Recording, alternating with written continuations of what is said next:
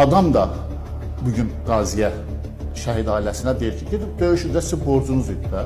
Öz balasını gizlədib, iki müğənnisi də öz balasını gizlədib, siyasətçisi də öz balasını gizlədib, nə bilim, bu ictimai xadimi də öz balasını gizlədib, tanınmış jurnalist də belə öz balasını gizlədib, tanınmış, nə bilim, QHT rəhbəri də öz balasını gizlədib, hansısa bir dırnaqarası özünə ziyalı deyən şəxs də öz balasını gizlədib.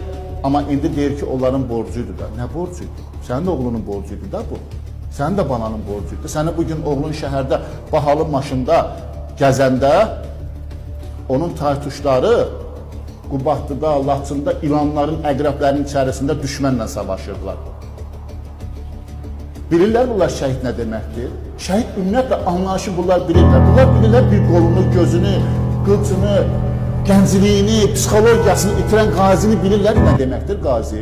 Bilirlər bunlar qazi nə deməkdir? Bunlar bilirlər iki gözsüz yaşamaq nə deməkdir? O qazi ki, cavan oğlan getdi, iki gözün qoydu, gəldi. Niyə bunları görməzdən gəlirlər? Niyə bu insanların yanında olmaq istəmirlər?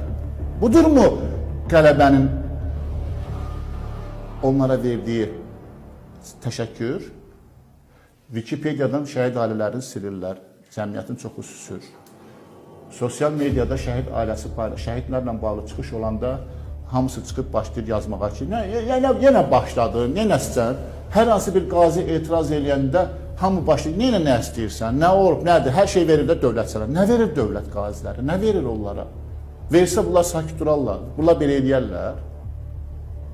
Bunlar ümumiyyətlə bilirlər ki, Heydər bəy, bu insanlar cəmiyyətdə olan bu... Dövlətlə kifayət deyil də, siz dediniz ki, deputatlar var, mən onu deməsəm, bunların yanında olmalı. Dövlətin qarşısı da kifayət edir. Bunların psixoloji cəhətdən, mənəvi cəhətdən. Heydər bəy, mən dedim, onu sizə gəlib çıxıram ki, yəni ölkə başçısı şəhidlə, qazi ilə görüşəndə, şəhid ailəsinə, qazi qucaqlaşıb öpüşürsə, sən deputat bunu görüb üzünü çörük gedə bilmərsən. Ay icra başçıdan üzünü çörük gedə bilmərsən. Ay məmur, ay Sosial Müdafiə Nazirliyində işləyən şəxslər, ay nazir, ay məmurlar, ay icra başçılar, sən bunları görüb keçə bilmərsən. Sən dövlət başçısından böyük adam deyilsən, dövlət başçısını xalq seçibdir, amma səni dövlət başçısı olaraq təyin edibdir. Ay deputat, sənin parlamentdə, açılışda yatıb, yalandan mən fikirləşirdim demək vaxtı deyil ha. Sən parlamentdə oturmuşsan ki, o şəhid ailələrinin, qazilərin, cəmiyyətin, eyni zamanda gəncliyin, gələcəyin bu qanunların yazasan. Yatmaq üçün gəlməmsən sən oraya. Yatmaq istəyirsən, buyur, evin var, get o bahalı evlərin birində yıxıl, yat da. Sənin nə işin var? Sən oradan, sən əgər ki bir qanun layihəsini bilmədən, bir qazinin həyatını bilmədən, qazinin hansı psixologiya yaşadığını bilmədən, hansı şəhid ailəsinin yaşam tərzini bilmədən, deyirlər şəhid ailələrinə dövlət hər şey verir də. Razıyam, cənab prezidentin şəhid ailələrinə böyük qayğısı var. Amma axı təkcə pulla iş aşmır axı. Seçki qabağı gedib yalandan şəhid ailəsinə şəkil çəkdirmək lazım deyil. Onun yanında olmaq lazımdır. Soruşmaq lazımdır ki, ay ana, ay ata, mən də sənin bir oğlunam, mən də sənin bir övladınam.